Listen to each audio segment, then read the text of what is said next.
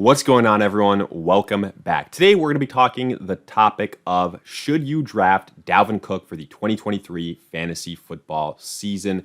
Definitely a divisive one, so make sure to tune in. If you enjoy, hit that like button, subscribe, give us a follow on Twitter at AllDayPigskin to continue interacting with us there, and let us hear in the comment section, do you agree, disagree, along with any other questions you guys might have. We will do our best to answer them all. But with that being said, let's get right into it.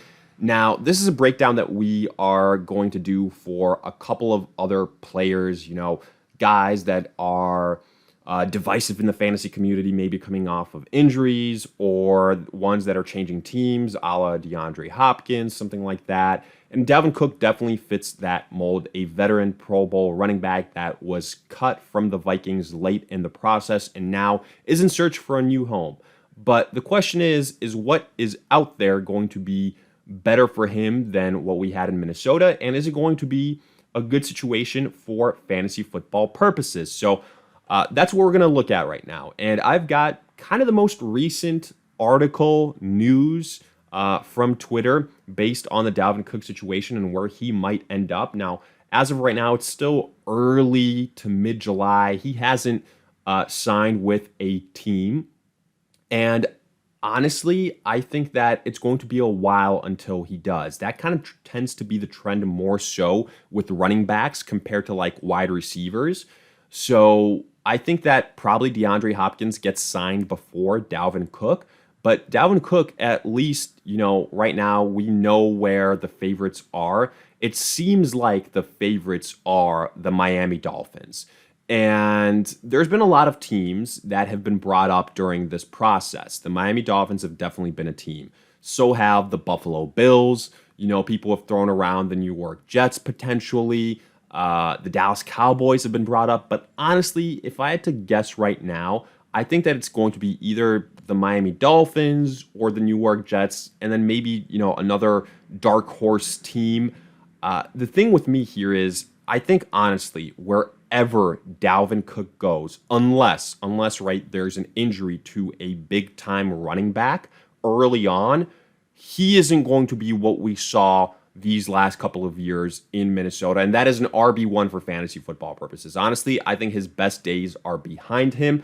Now, there's been a couple of reports also that we shouldn't expect Dalvin Cook to sign before training camp, and that while the Dolphins have an offer to him, Dalvin Cook is hesitant to accept it, basically saying that he wants more money. That's, if we want to translate it, that's the case. And I think that's going to be a case with a lot of these other kind of veteran players that are looking for new teams. They might say they want to go to a contender, things like that, but at the end of the day, they're going to follow the money. It's only natural. And I think the highest bidder is going to win Dalvin Cook. But the problem with the running back position is people don't want to spend for it. So that's why Dalvin Cook is very, very interesting right now. I mean, we haven't even mentioned guys like an Ezekiel Elliott or a Leonard Fournette or a Kareem Hunt. So those guys are, in even, I feel like, worse off situations potentially. But with Dalvin Cook, at least there seems to be some type of market. However, I said it before, I'll say it again, I'm not even remotely interested in Dalvin Cook. Let's look at his stats from last year, kind of seeing from a per game basis what we got. And what worries me here is, first and foremost, we look at the age. Dalvin Cook is on the precipice of being 28 years old. So that's one thing. Running backs usually don't age like a fine wine. And, Dalvin Cook has been injury, exposed, riddled, whatever, not riddled, but injury prone. Let's call it that. And some people might point to, last year, the end of the season, where he didn't have a single game over 100 yards rushing after week 9. I mean, look at it. 72, 42, 86, 23, 95 is the closest he got, 64, 27, 37. As, okay, that was a stretch where he was injured. But he had a couple other games at the start of the year too, like 17 yards rushing, 76, 77, 47, where it's tough for me to get excited about that. And I think right now, wherever he ends up, like I said, I think his best days are behind him. And if you really think about whatever teams are out there, there's no team with a glaring need at running back. There's teams with glaring needs at wide receiver, at tight end, at quarterback, and things like that. But running back, the most easily replaceable position in the NFL, not so much. And a lot of teams are trending towards running backs by committees. And that's what has me worried here. If he ends up in Miami, Dalvin Cook is in such a crowded backfield and playing under McDaniels, who is a guy coming from the San Francisco system that went with a running back by committee approach. They did not have a workhorse running back. And I don't think Dalvin Cook is going to be that wherever he goes, like I said, unless there is specifically an injury to the top guy. But let's kind of look at his current ADP right now, because I think that's the last part of the equation that we have to consider, looking at it here from a PPR perspective on Fantasy Pros.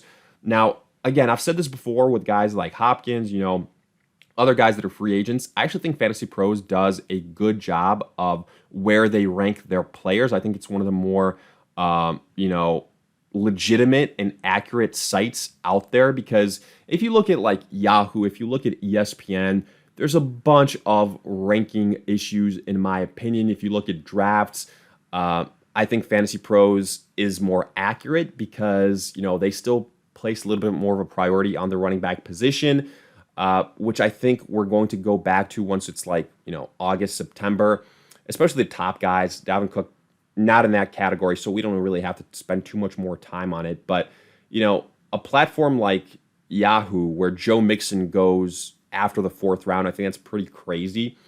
So that's my only point there. I think we have to take rankings with a grain of salt. This case just so happens to be one where I kind of agree with it. Dalvin Cook comes in here at the running back 30, the 78th overall spot.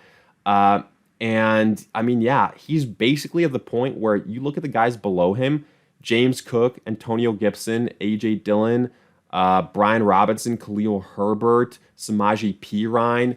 We're talking essentially backups. And I think that's what Dalvin Cook is right now. Do not draft Dalvin Cook. The takeaway from this, my perspective, and kind of my final opinion on this, expecting him to do Dalvin Cook things of old. The best thing for him would have been to stay in Minnesota.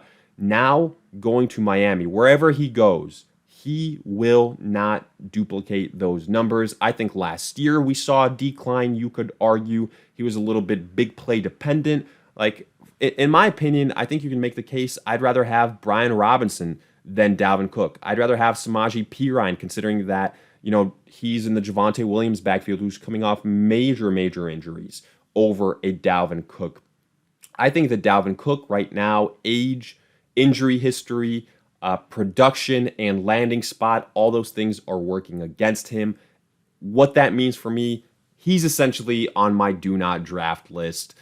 He's a guy that I would not be considering like in the first 6-7 rounds, unless I'm like super desperate and I'm really going for upside. But I definitely wouldn't draft him before we know where he's going to go, because again, the running back position is so dependent on the landing spot.